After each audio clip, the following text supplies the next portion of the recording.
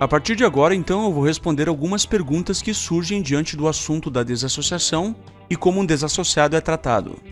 Pergunta 1. Os desassociados são tratados de forma desumana? Muitos dizem que as testemunhas de Jeová tratam os desassociados como lixo ou de forma desumana, mas isso não é verdade. O que acontece é justamente o oposto.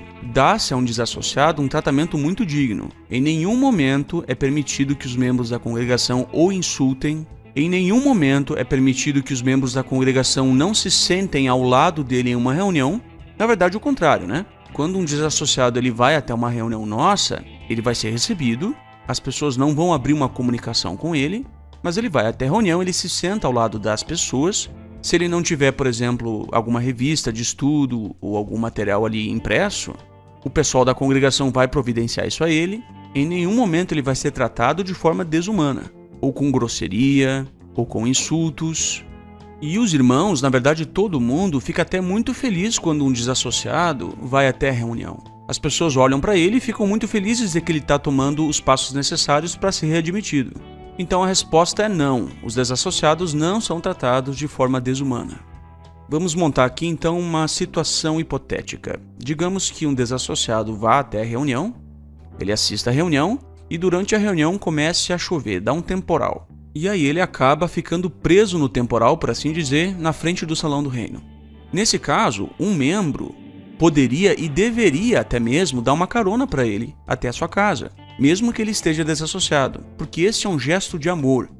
O propósito da desassociação é que ele se arrependa e mude, né? Não que ele pegue uma chuva e morra de gripe. É claro que seria melhor que esse tipo de atitude seja monitorado pelo corpo de anciãos. Então, em nenhum momento dá-se um tratamento desumano aos desassociados e nem são eles tratados como lixo. Pergunta 2. O que dizer quando um dos cônjuges num casamento é desassociado? Bem, aqui eu vou presumir que o motivo da desassociação não seja adultério, porque todo mundo sabe o que acontece quando um cônjuge é adúltero, né? Nesse caso, o casamento vai continuar igual, a intimidade será a mesma, apenas o casal não deve falar sobre assuntos religiosos. Caso o desassociado queira continuar indo às reuniões junto com o cônjuge, eles irão à reunião e sentarão juntos normalmente. O desassociado não pode ter contato social com a congregação, mas o cônjuge que não está desassociado vai ter seu contato normal com a congregação. Pergunta 3. E no que tange a filhos, como é a relação de um filho com um pai desassociado? A resposta é a mesma da pergunta anterior.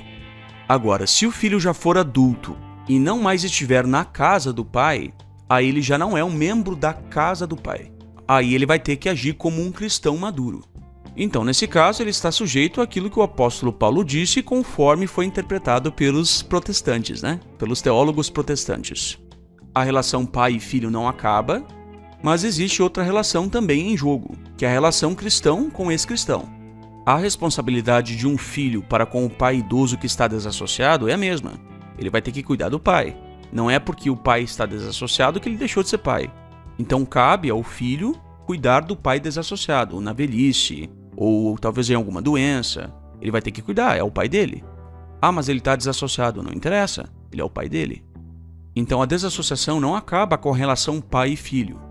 Mas vai haver também um contraponto. Apesar de ser o pai dele, essa pessoa ainda é um ex-cristão que foi excomungado da congregação ou desassociado. E essa pessoa vai ter que receber esse tratamento de um desassociado para que essa pessoa se arrependa, né, sinta vergonha do que fez e volte à congregação. Assim como a desassociação não elimina os laços familiares não eliminam a desassociação. Pergunta 4. Jesus não andava com prostitutas? Não, Jesus andava com ex-prostitutas, com pessoas que deixaram de cometer pecados sérios. Para seguir Jesus, a pessoa tinha que ter uma mudança na vida. Pergunta 5. A desassociação é desamorosa? Hebreus capítulo 12, versículo 11 diz: É verdade que nenhuma disciplina parece, no momento, ser motivo de alegria, mas sim de pesar. No entanto, depois dá fruto pacífico, a saber, a justiça, aos que têm sido treinados por ela. Então a desassociação é uma disciplina. E como todas as disciplinas, ela não parece ser boa enquanto dura. Mas quando a pessoa amadurece, então ela olha para trás e entende o valor da disciplina que ela recebeu. mas ela só vai pensar isso se ela amadurecer. Se ela for uma criança eterna, ela sempre vai achar a disciplina que ela recebeu ruim. Para um bom entendedor, meia palavra basta. Pergunta 6. As testemunhas de Jeová, por aplicarem a desassociação, destroem famílias? Um dos piores hábitos que muitas pessoas têm, e é um hábito puramente humano, é o hábito de fazer o que não deve e querer se libertar das consequências das suas ações. E quando não consegue se libertar das consequências das suas ações, começar a apontar o dedo nos outros e dizer que os outros são culpados pelas consequências. Um exemplo bíblico disso é Adão.